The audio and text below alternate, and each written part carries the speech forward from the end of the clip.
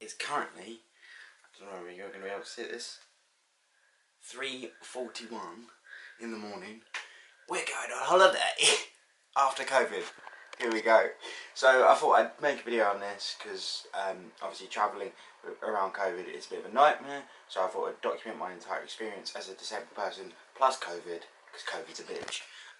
So yeah, we're going to take you along with us to our trip to Barcelona. 6 days, sun, sea, hopefully no A&E.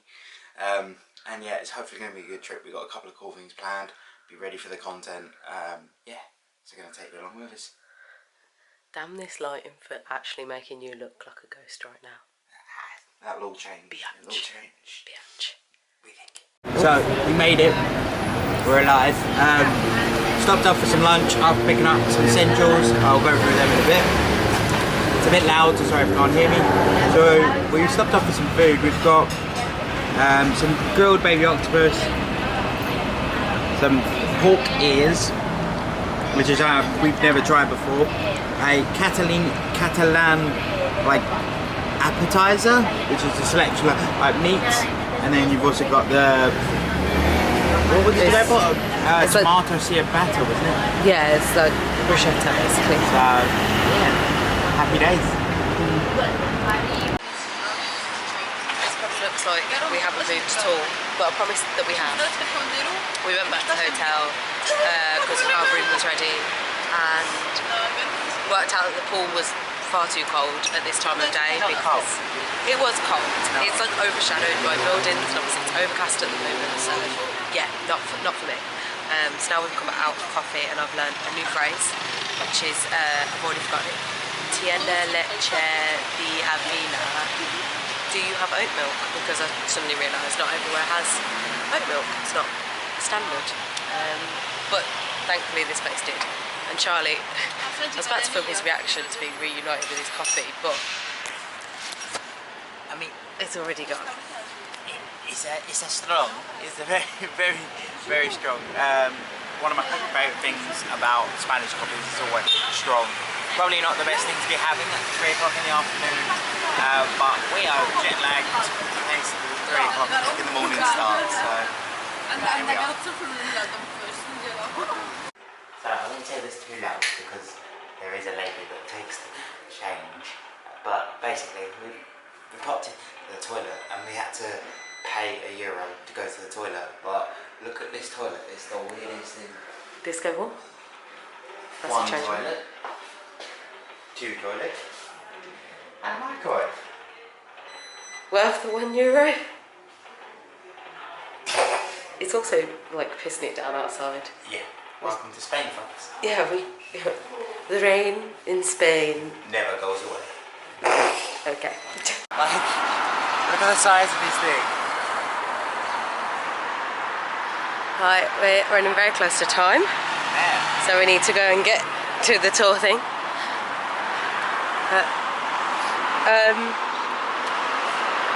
If you're planning on coming to this, we would say get a taxi. Well, it depends where your hotel is. True.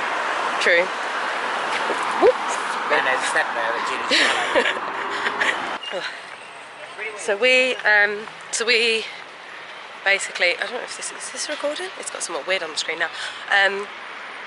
Basically we decided to hire a bike for me and obviously use Charlie's gizmo to get here, which was fine. Most of the roads had cycle lanes, and the pavements are quite wide.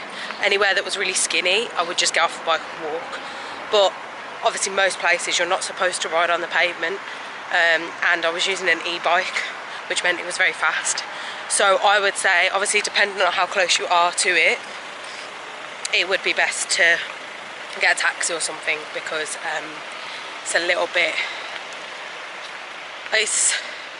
We're going to try and rent a scooter. Yeah, like I don't think riding around Barcelona is actually that difficult at all. You're quite nervous.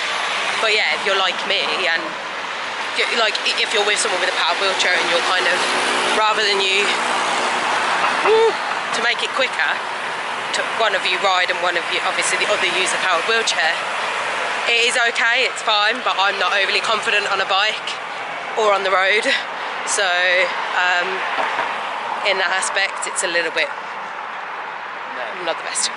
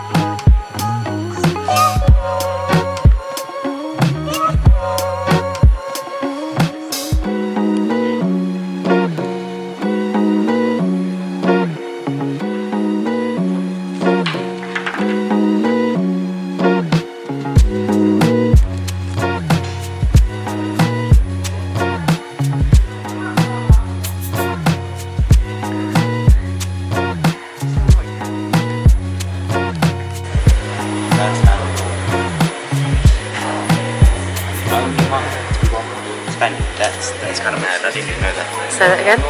First Ballon d'Or, and it's the first one that's ever won by a Spaniard. Since then, I don't think it has been. In 1960. That's sad. We're using the audio guide, which cost us €5, and we can share it using our earbuds. You can. Oh God, I've just dropped my earbud. Mine keeps falling out my ear. You can obviously get one each, but I don't think it's worth it. You might as well get one per for two of you. Is it worth it? What, getting the audio? Getting the audio, yes. One each. Yeah, no, 100%. If you're with like people are walking around playing it out loud, so yeah, 100%. But it's definitely worth it because there's a lot, as you can see, of just like display cases and stuff like that, and it explains everything that's happening on them. And it's actually really interesting, the history. Even for you, who's not a football Even fan. for me, as not the biggest football fan in the world. I'd definitely say it's worth it. There's a lot of general history here that's very interesting. But yeah, we've still got lots more to go and see.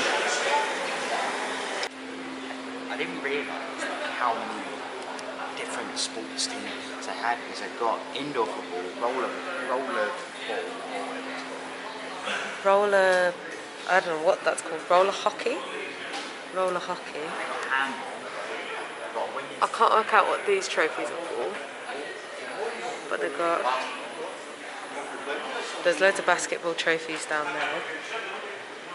there. Hockey. Yeah, lots of hockey trophies. Yeah, these are all the basketball ones. These boots, which are massive basketball boots. Oh. Yeah, I did not realise how many different types of teams. And I didn't know indoor football was an official league. Did you know that? I had no idea. As for accessibility so far, it's really nice, it's really smooth. However, down there's like 2 massive steps, so you have to come back on yourself and go round. The lady has said that the only bit I can't access is downstairs, which is a bit annoying. But is that where the changing rooms and stuff would be? Yeah, changing rooms would probably be downstairs. But then again, it was built in. When? I can't remember. We just listened to that. Yeah, it was built years and years ago. Year here somewhere. Yeah. So I have to forgive them in some respects because most of it is accessible. Yeah, so the museum is all accessible, and then we go out onto the pitch at the top and look down. So you just can't go and tour the changing rooms. But I don't think, because I was speaking to a colleague at work, I don't think you're actually allowed in the changing rooms. Oh, so you're not really I don't missing think too I much miss anyway. much. But I will keep you posted. Yeah, should we go and find a toilet? So, this is the view we can see from the second ring.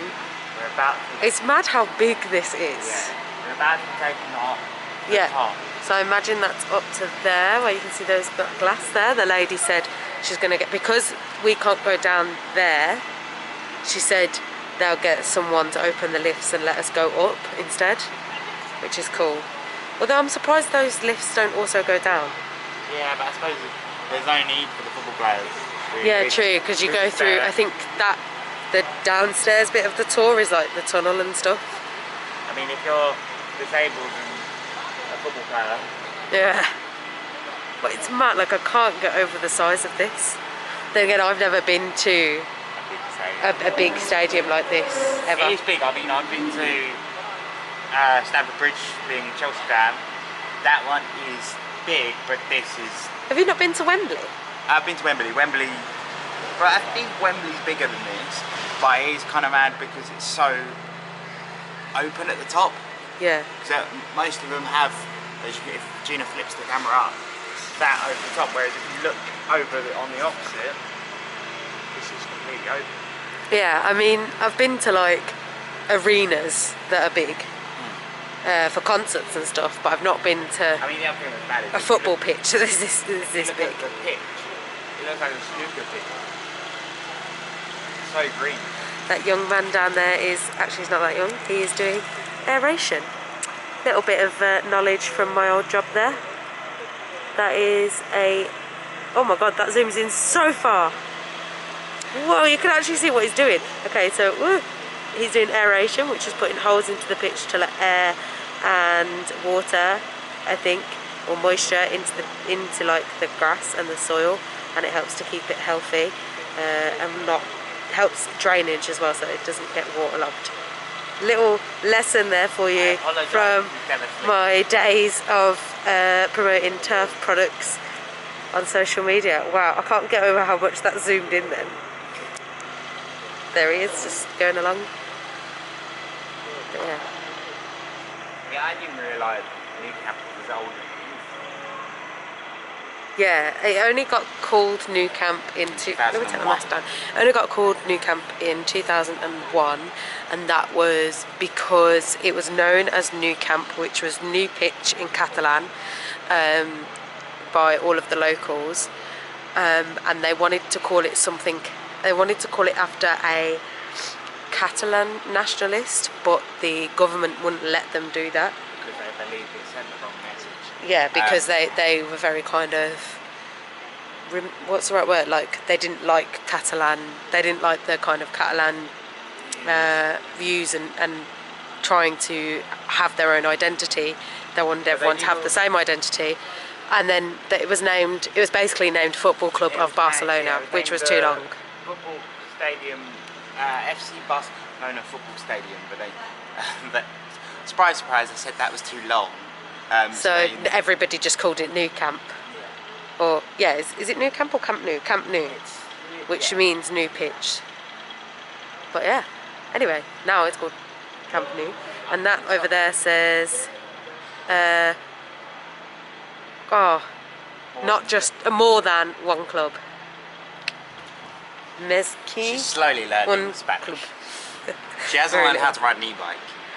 Hey, I was quite good on the actual cycle paths. It was just on the pavement and in the road where like anyone could just drive at you. I mean, yeah. There's a little listening thing here. It says 27. Do we want to listen to it or do we want to go up to the top? We'll go up to the top. Also, ramp-wise, this one is a little bit intense. This is a bit of a steep ramp, and this is like the only plot you can come on because as you can see the steps everywhere else. I don't know where you would sit if you were coming to see a game, but like... Yes. Yeah, there's steps all along, and every other place has steps like that. So we just asked the lady and she directed us around here. And now let's go up to the top. Yep. Let's do it.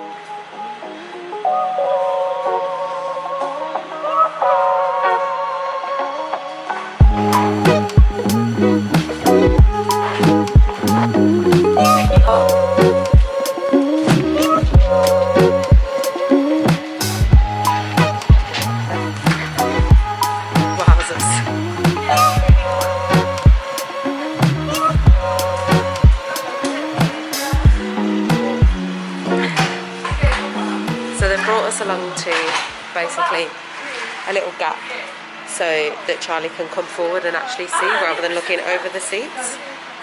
But yeah, wowzers.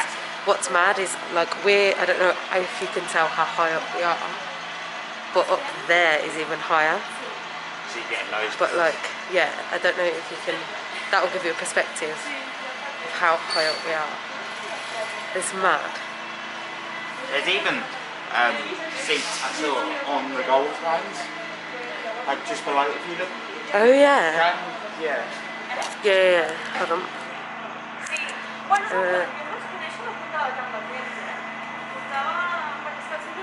There you go. That's what he means. But as you can see, if I can tilt it, there you go. The seats go even higher. Like that is mad. Look how high those ones over there are. Like if I pan down now, because it's zoomed in, you'll get a perspective of how high up that is. That's mad. That's absolutely mad. Oh, I don't think I'd want to sit up there to watch a game. No. I'll ask and find out where the disabled seats are. Yeah. Yeah. So we just come into the megastore. There's a reason they call it the megastore. It's 3 floors for one shop for a football club. Well, I suppose that's, there is the basketball stuff. Maybe there's... Oh yeah, maybe they have stuff for the other bits, but literally, this is the biggest store I've ever seen just for like merch. Yeah. Chelsea, you need to catch up. So, one thing I've discovered on this trip is Google Lens. They have a translate feature. So I've just taken a picture, I'm hoping you can hear me, of the menu del dia, which is the menu of the day. And as you can see, so I just said. No, menu of the day. And as you can see, it picks up. You can see all these words on the side because that's the menu over there. You can see the menus behind it. But yeah, it picks up all the words. You have to give it a second because it first picks up the words and then translates it. So I think some of these haven't fully translated, but it gives you a better idea if you're really struggling. And yeah, very, very useful. Highly recommend Google Lens. Mum and Dad got me into menu of the day because you don't really know what you're going to get. So this was patatas rellenas, carne, camaverduras, or something like that. Essentially, meat potato. Meat in a jacket potato on top of peppers and onions. And a balsamic. Looks like a balsamic dressing. But as you said, trying to record a video. When we were in Spain, we always used to order the menu of the day because one, it was cheaper, and two, kind of never knew what you were going to get. So it sort of forced you to have different stuff, and I would never have ordered this. So happy days. Yeah, I literally went for a sandwich. I'm feeling a bit silly now that that's come out, but I just fancied a hot sandwich. Take the girl to Spain and all she fucking orders is a fucking sandwich. Hey, it's lunchtime. I'm not. Yeah, all right, whatever. It's a holiday. All right. Speaking of my sandwich, here it is. It's got a little flag, a little egg hole, multiple layers. So I'm not just going for any boring sandwich. I mean, it's not that, but I'm ready. Second meal from the menu del dia is pork shoulder. Oh yeah, pork shoulder. No, pork elbow, which looks yummy, covered in gravy.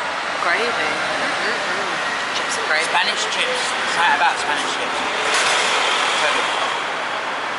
I demolished my sandwich. Apart from the cheese. Apart from a tiny bit of cheese.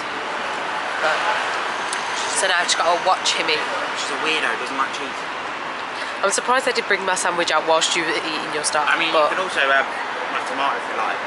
Oh yeah, you don't like tomato. I'll treat myself to that tomato whilst you eat your little pork elbow. Show them how I ordered the pork elbow.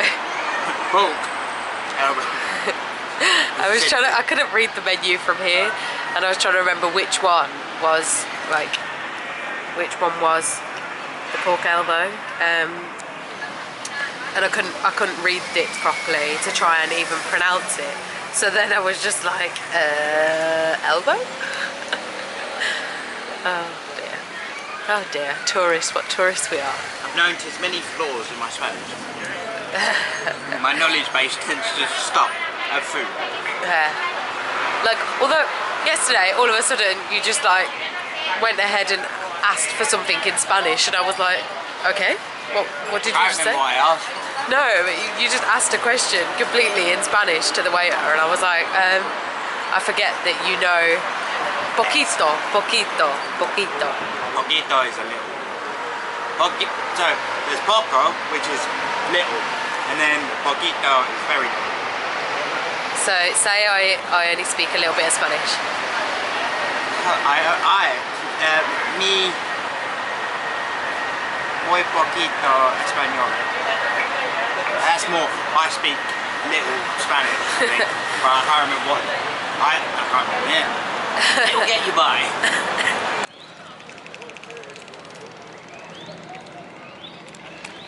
So we came to see I was going to get Charlie to introduce it, but he zoomed off over there. The Arc de Triomphe. I don't know if that's how you pronounce it. I think that's the name of it though. It's called the Arc de Triomphe, I think. Yes. Triumph. And then there's like a really nice park through here. And I think, yeah, I think there's a zoo. I keep putting my mask on. Do you want to actually, rules, Barcelona, masks? Oh, yeah, it's kind of like old school England in terms of like masked inside, and if you're in an enclosed space with loads of people. If you're outside, you don't have to wear a mask. Obviously, if you're in cabs and stuff, then you need to wear a mask. It's very similar to like I said, what we used to have until they started rolling out the vaccines a bit more. So it's not too bad. Like to be honest, I have barely noticed, even on the plane, because you have to wear them on the plane now. Yeah, it wasn't horrible. No, I think like the only time I ever get annoyed wearing my mask or notice I'm wearing my mask is if I'm getting hot. Yeah. Or stressed about something, but they're not, like we don't have uncomfortable masks either. We've brought like ones that are comfortable. I mean, I've also got my branded ones. If I can get representing in Barcelona, if we can get it the right way around. And also this is really comfortable mask. I've got a couple made, well, a couple with NQPC on. First one didn't quite go to plan, so that's why we now have the purple one, and then we also have one that just has it in lettering. But they're really comfortable masks as well. The thing I would say is that if you are going anywhere and you need a mask, or if you just want to keep wearing a mask, buy one. Buy a material one from like Etsy or wherever, and like I would say go large because they're a lot more comfortable. Show them mine. Of course, Gina's got a Winnie the Pooh one, if I zoom in but to her wonderful face. What I was face. going to say was this is a large, an adult, I think it's an adult large, it might even be an adult medium, but it comes right under my chin, and like it's just really comfortable. It doesn't fall down when I'm talking or anything. It's really comfortable. I meant to zoom out at that point, not zoom back in. Hey, hello. It's really comfortable, so then if you're talking or if you've got to run for the bus or anything, it stays on, and it's a lot more comfortable than like the medical ones where they fall off your nose, yeah, and they're like a little bit more like medical. Also, we picked up. I will show you them properly when we get back to the room. I'll spin it around me. I will show you them properly when we get out to the room. But basically, we popped into, I can't even remember what it's called. Ale hop. It's like the Spanish version of Tiger. Had loads of like really cool, interesting bits, but they also had like these fold-inable rucksacks and holdalls, which looked really cool and also really helpful with, I'm notorious for going, I need a bigger bag. So if you've just got those in your bag, it's handy to have. Plus they're also reflective, so it's handy to have it on the back of the wheelchair when particularly when I'm driving this, zooming around at night. I do have a light on the front as well, but just for safety and that. it's handy to have it on the back. But looking forward to testing those out, but I say I will get them out and show you. I will have to say, being me, I probably won't be able to get it back in the bag. That's more of a Gina job, from where Gina's used to putting away tents and stuff from going to scouts. Should we go for a walk? Let's do it. Okay. Zoom, zoom. Zoom, zoom. Bye.